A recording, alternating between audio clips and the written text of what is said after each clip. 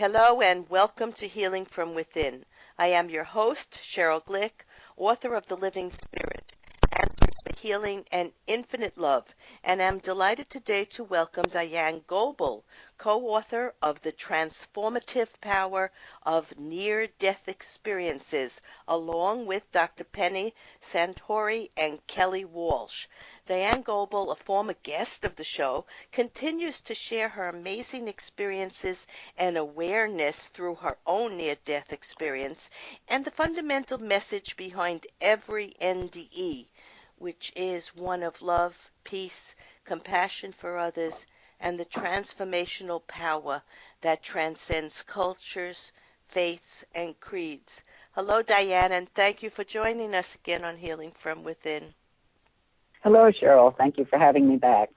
Diane, as listeners of this show, and you well know, my guests and I, we share our intimate and exceptional stories that sometimes border on the extraordinary limits of our physical reality in the hopes of learning more about the universal laws of energy and how we, as multidimensional beings, have the potential to understand three-dimensional life in its physical restrictions and limitations and to move to higher consciousness so we may learn what lies beyond this life in other realms and realities.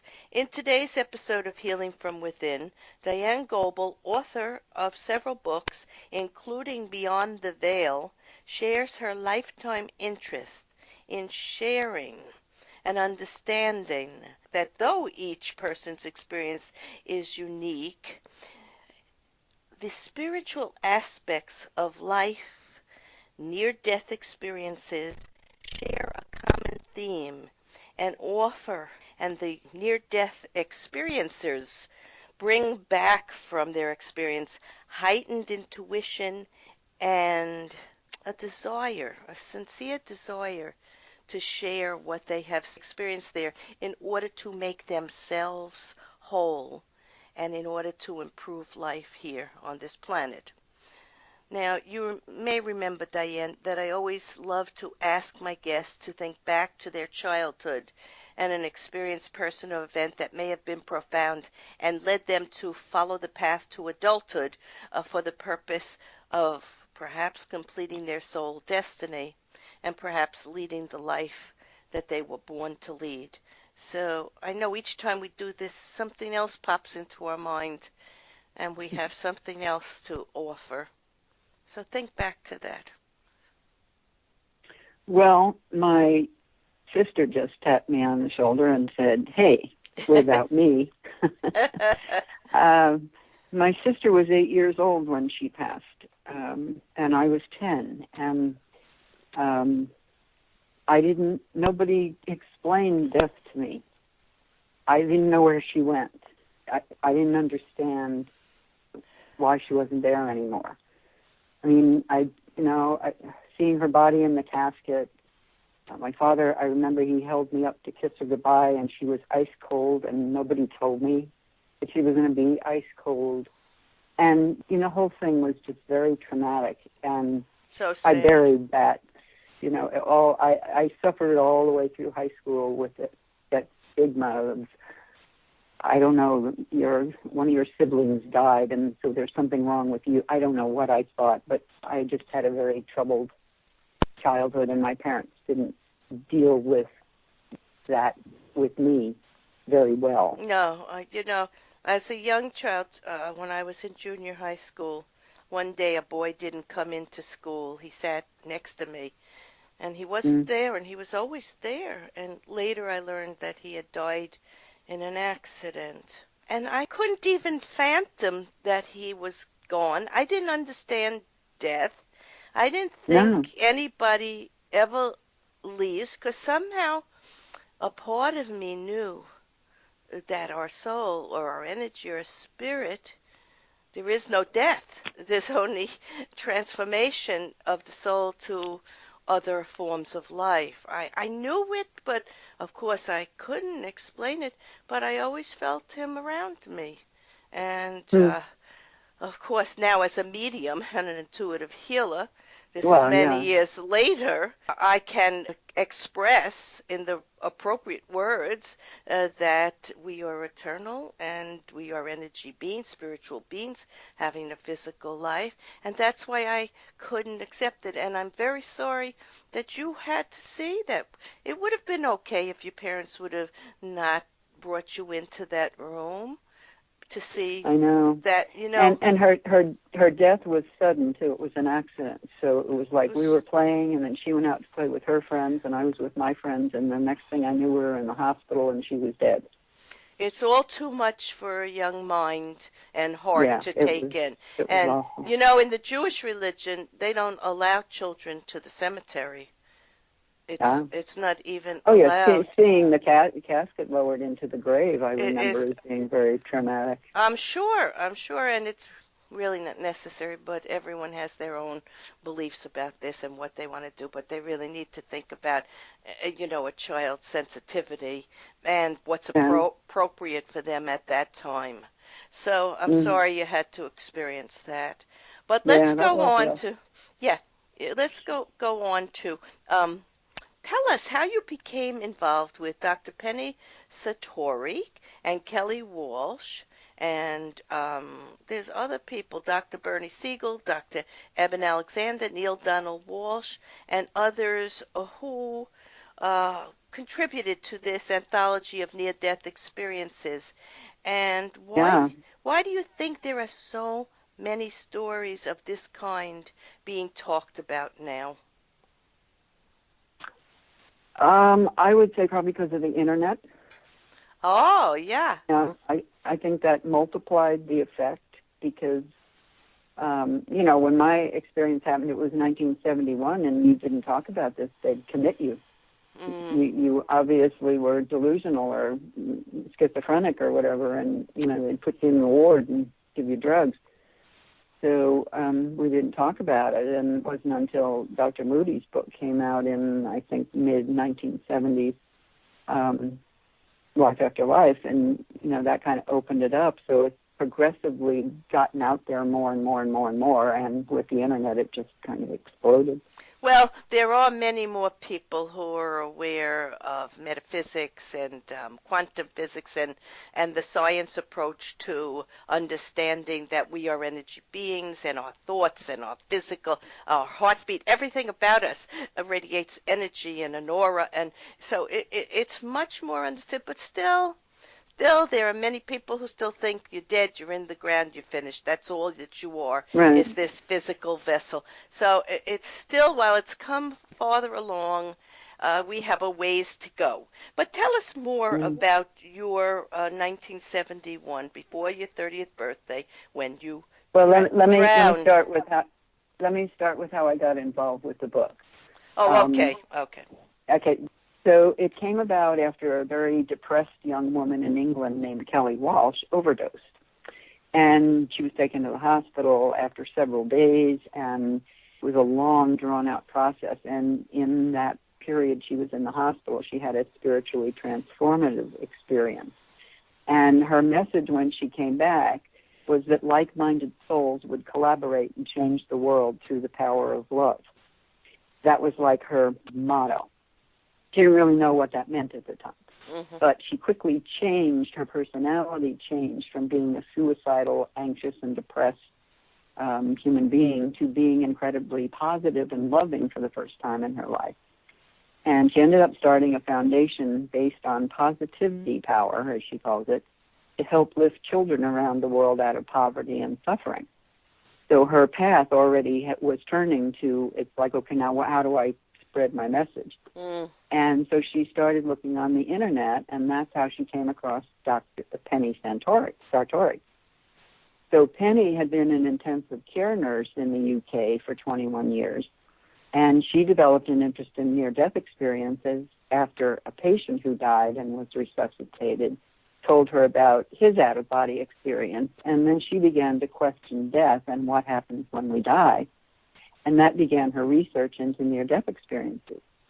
So she looked into it for a number of years and interviewed patients, and was awarded her PhD for her thesis, The Wisdom of Near-Death Experiences. So all of this comes together when Kelly sends Penny an email about her experience and says she wants to talk to her. And this was in 2014.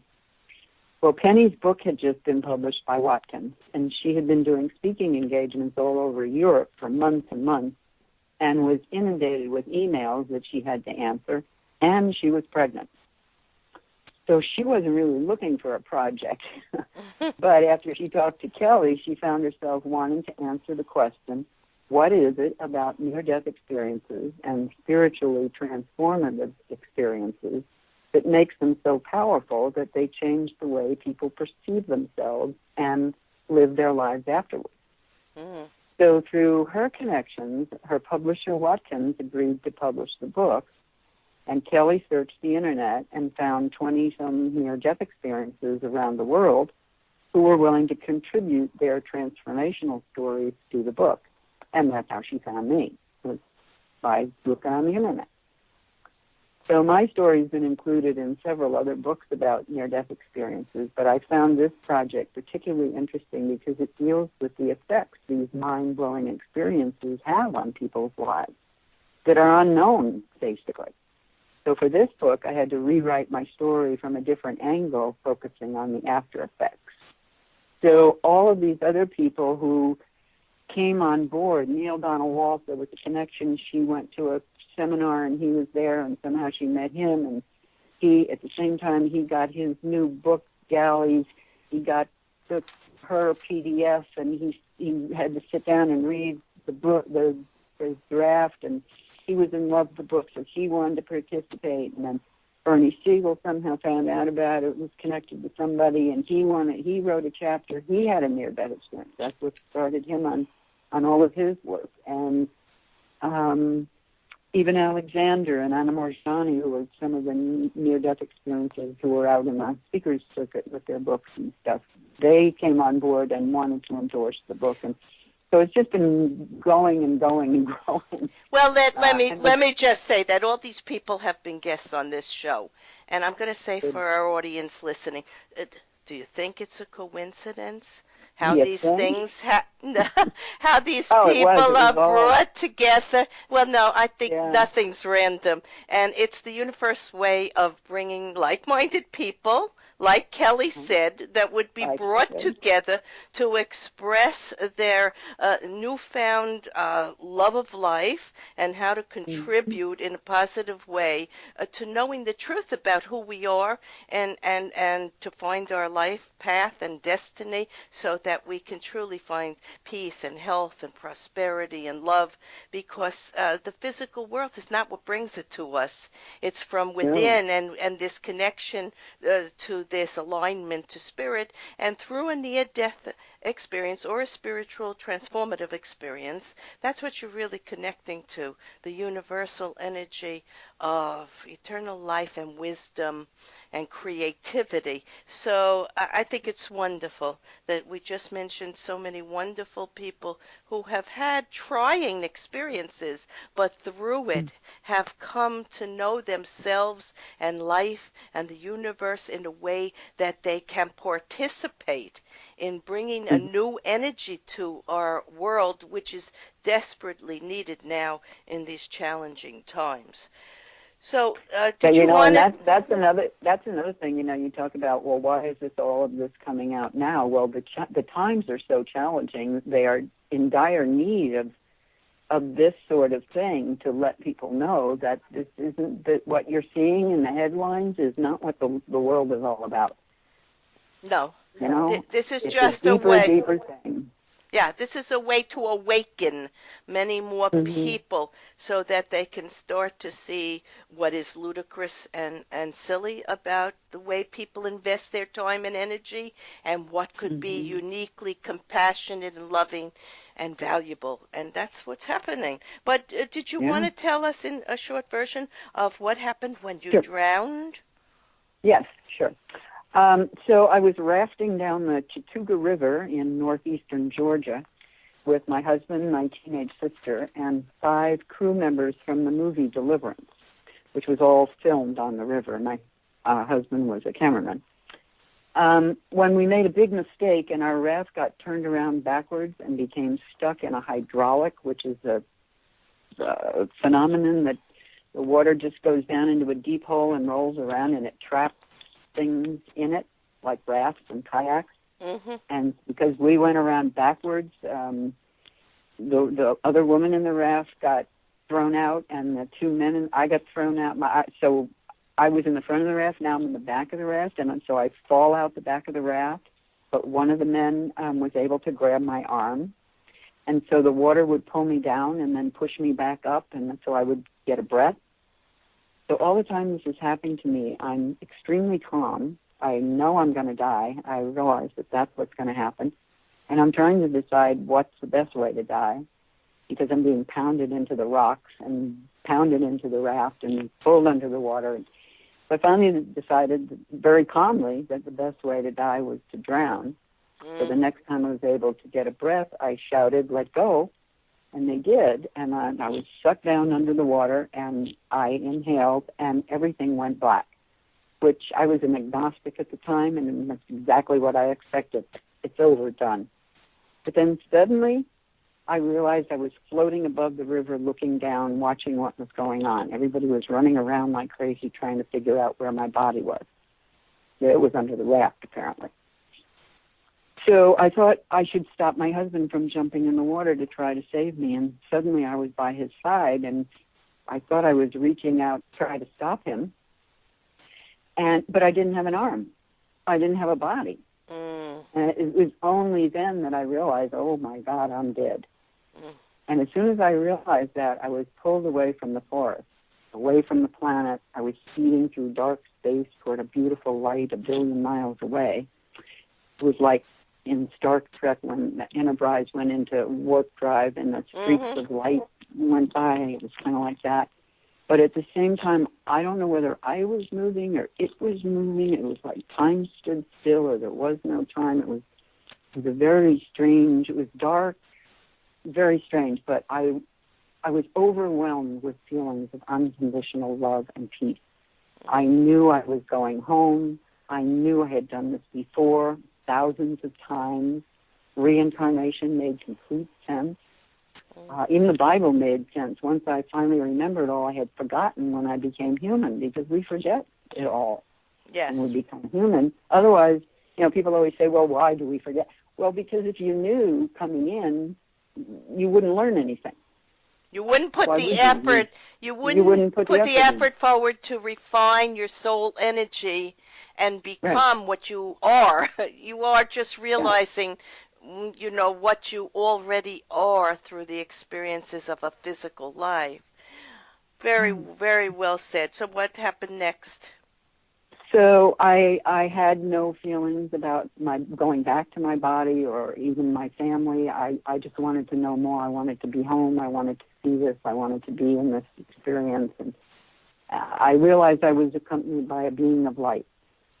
It wasn't a male or female. It didn't have a shape of form.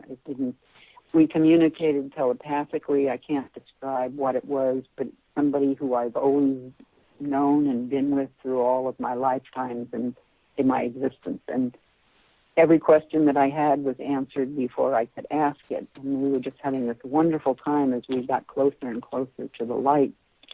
It was kind of like when we came up to it, like the lens of the camera opens, and it just opened up, and I could see into this other dimension, and it was just unbelievably beautiful. I still can't even describe it. Everything was 1,000 times more than it is the most beautiful thing you've ever seen on earth.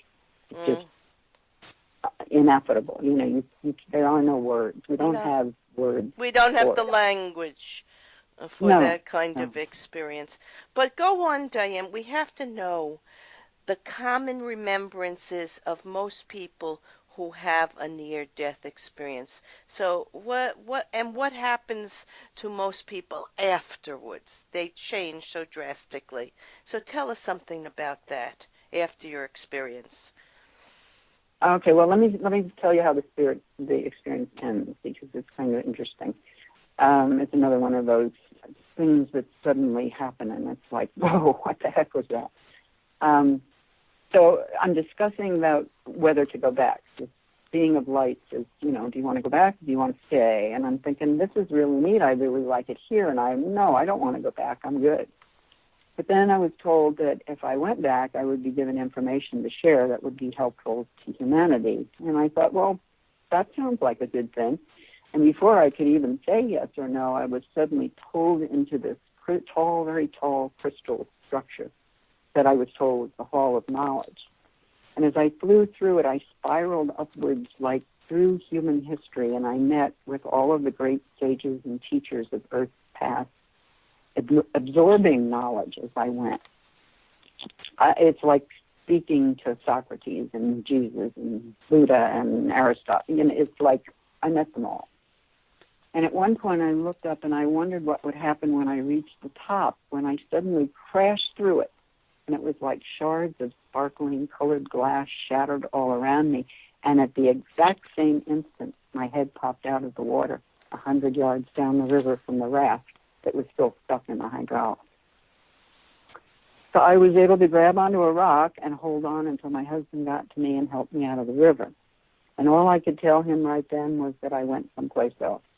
Well, that was a good thing to say. You had you had to process what happened, and I'm sure it took you a long time. Sometimes it takes I'd people never heard up of to it. 7 years to process a near-death experience. Oh, yeah. Yeah, so that was what you said to him, because Yeah. it is a lot to process.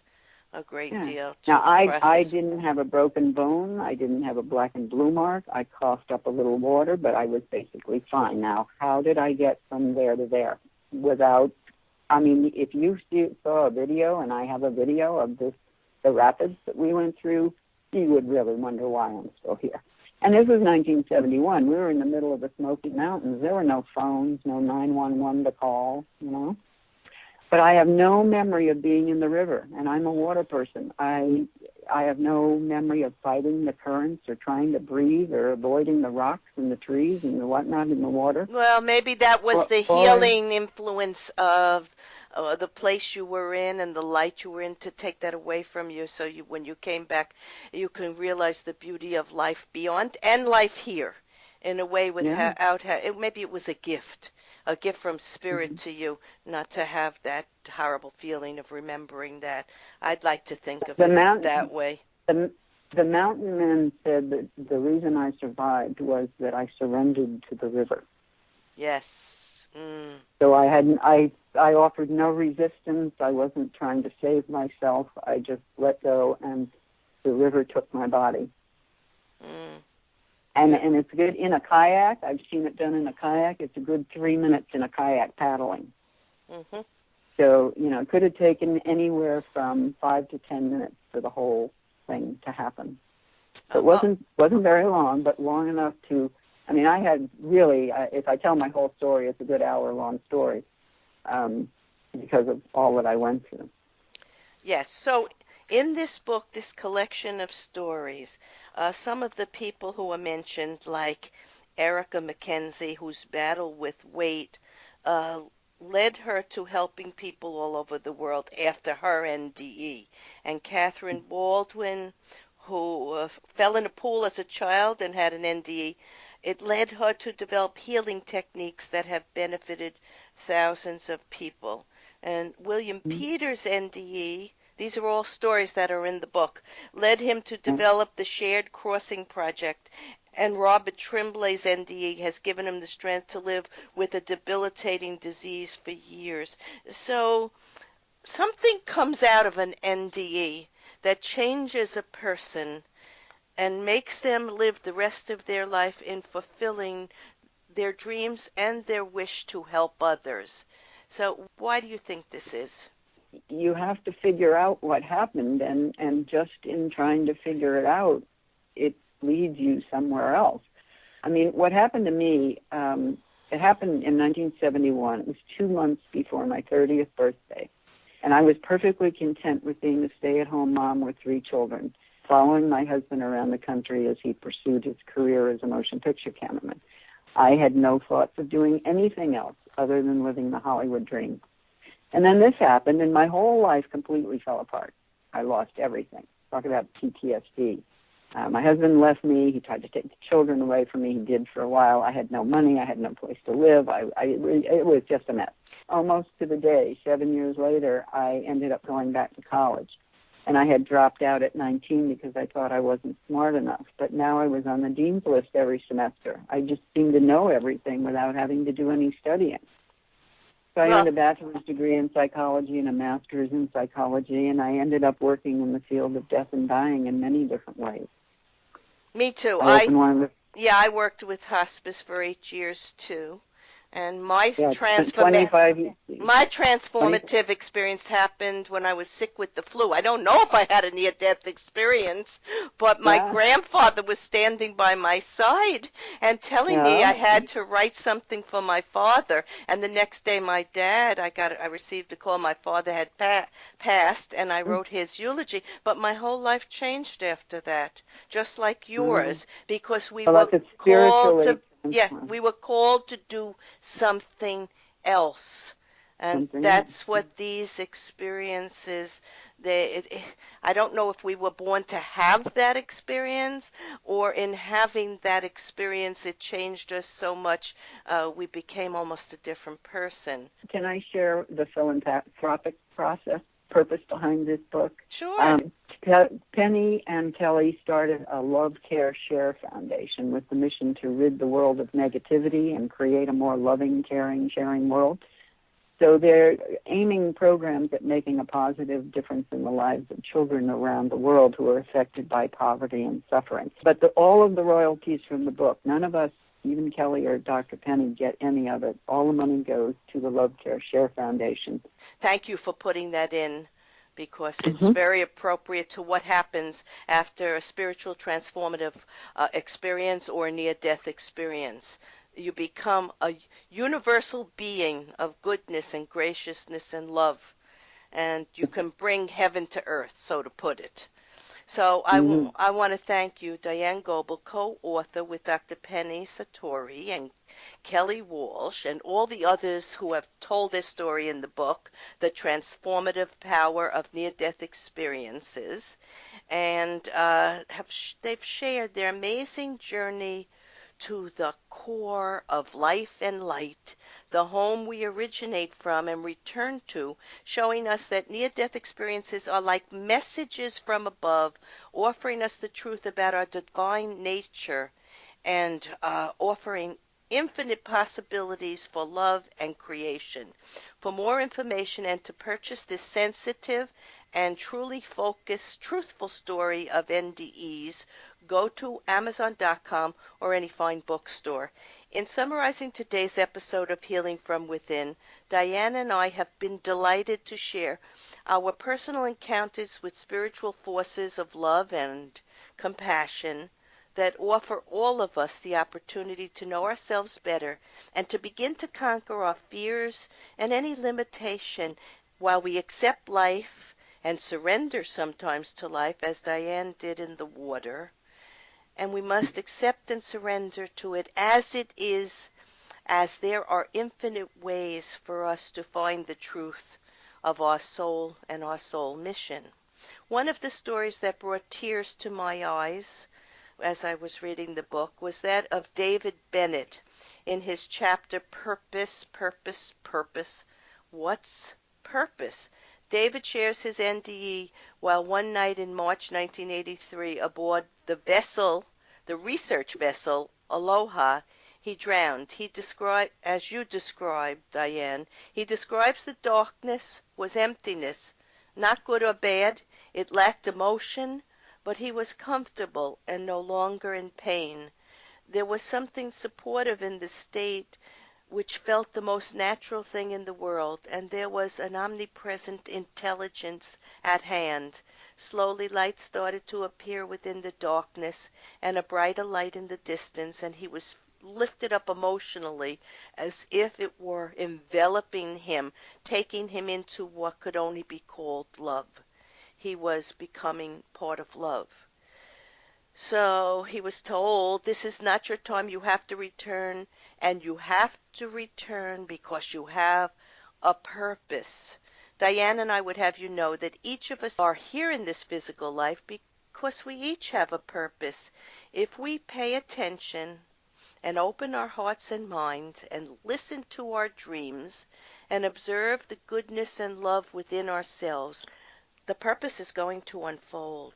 We will be able to find joy in knowing we are never alone. Life is not random, and we have the divine spark of creation around us and within us at all times.